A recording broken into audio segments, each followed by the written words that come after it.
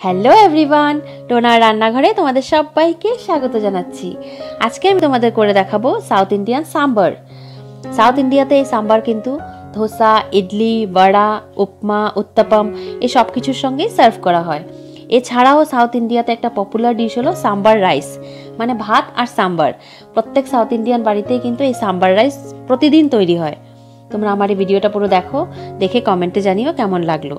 আর যদি ভালো লাগে অবশ্যই একটা লাইক করো। তো চলো শুরু করি সাম্বার বানানো। তো এই সাম্বার বানানোর জন্য আমি এখানে অড়হর ডাল নিয়ে নিয়েছি 1 কাপ। ডালটাকে আমি ধুয়ে আধা ঘন্টার জন্য জলে ভিজিয়ে রেখে দিয়েছিলাম। জলে ভেজালে কি হবে, ডালটা একটু তাড়াতাড়ি সেদ্ধ হয়ে যাবে। তো এটাকে আমি এবার প্রেসার কুক করব। আর ডালটা যেন পুরোপুরি গলে যায় ঠিক সেইভাবে আমাকে এটা প্রেসার কুক করতে হবে। তো আমি একটা প্রেসার কুকারে ডালটা পুরো নিয়ে নিচ্ছি। এটাকে আমি 3 থেকে 4টা সিটি আসা অবধি ভালো করে সেদ্ধ করে নেব। আমাকে পুরো ডালটা গলিয়ে ফেলতে হবে। তো এবার আমি এতে অ্যাড করে দিচ্ছি 1/2 টিস্পুন নুন আর দেবো আমি 1.5 কাপ জল। খুব বেশি জল দিও না, তাহলে প্রেসার কুকার থেকে বাইরে বের হয়ে যেতে পারে।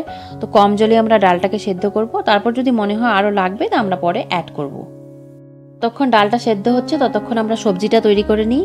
তার জন্য আমি এখানে একটা কড়াইতে নিয়ে নিয়েছি 2 টেবিল স্পুন সাদা তেল। তেলটাকে আমি খুব ভালো করে গরম করে নেব। এবার এতে আমি ফোড়ন দিচ্ছি প্রথমে 1/4 টিস্পুন হিং আর দেবো আমি 2টো শুকনো লঙ্কা। সামান্য একটু ভেজে নেব এটাকে।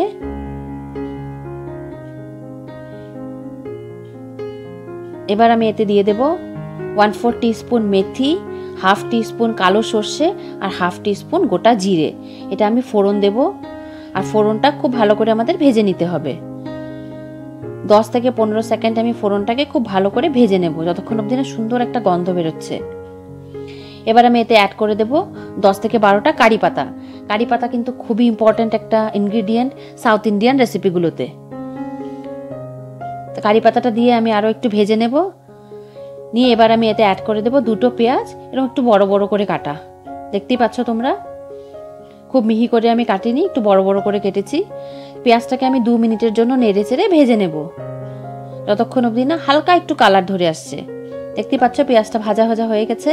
এবার আমি এতে বাকি সবজিগুলো অ্যাড করব। এখানে নিয়েছি বিনস, গাজর, লাউ আর সজনে ডাঁটা। এগুলো আমি সবগুলোই 1/4 কাপ করে নিয়ে নিয়েছি।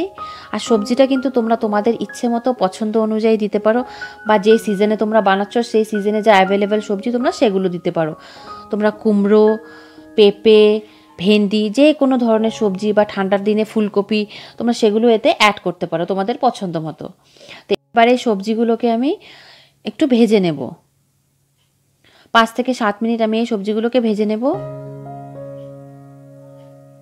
দেখতে পাচ্ছ সবজিটা আমার অল্প অল্প ভাজা ভাজা হয়ে গেছে। এবার আমি এতে অ্যাড করে দেবো কেটে রাখা টমেটো। এখানে আমি 2টো টমেটো কেটে রেখেছি, এগুলো আমি স্কোয়ার শেপ করে কেটেছি। এবার আমি দিয়ে দিচ্ছি 1 টিস্পুন নুন। আর নুনটা কিন্তু আমরা ডালেও দিয়েছিলাম, এখনও আমরা নুন দিচ্ছি। আর পরে আমরা আবার চেক করে দেখবো আমাদের আর নুন লাগবে কি না। তো এবার এই টমেটোটা গলে যাওয়া পর্যন্ত আমি এই সবজিটাকে ভেজে নেব। মিশিয়ে নিয়ে এবার আমি এটাকে ঢাকা দিয়ে দেবো 5 মিনিটের জন্য। আমার 5 মিনিট হয়ে গেছে, টমেটোটা অল্প অল্প গলে গেছে, তোমরা দেখতেই পাচ্ছ। এবার আমি এতে বাকি জিনিসগুলো অ্যাড করব। তো প্রথমে আমি দিচ্ছি হলদির গুঁড়ো 1/2 টিস্পুন আর দেবো আমি Kashmiri red chilli powder 1 teaspoon. আর বিশেষ কোনো মশলা কিন্তু আমি এতে দেবো না, কারণ আমি এতে ইউজ করব সাম্বার মশলা। আর সাম্বার মশলা তোমরা যে কোনো কোম্পানির ইউজ করতে পারো, আমি এভারেস্টার ইউজ করেছি। তো এবার আমি এখন অ্যাড করে দেব ট্যামারিন্ড পাল্প, মানে তেঁতুলের জল। এটা আমি নিয়েছি 3 টেবিল স্পুন। মিশিয়ে নেব খুব ভালো করে।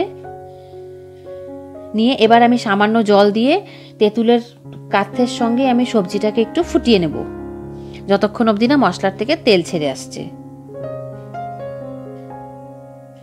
এবার আমি অ্যাড করে দিচ্ছি সাম্বার মশলা। আর আমি যেটা বললাম তোমরা যে কোনো ব্র্যান্ডের সাম্বার মশলা ইউজ করতে পারো।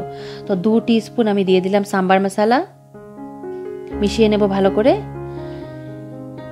এবার যতক্ষণ অবধি না তেল ছেড়ে আসছে আমি ততক্ষণ অবধি এটাকে রান্না করে নেব।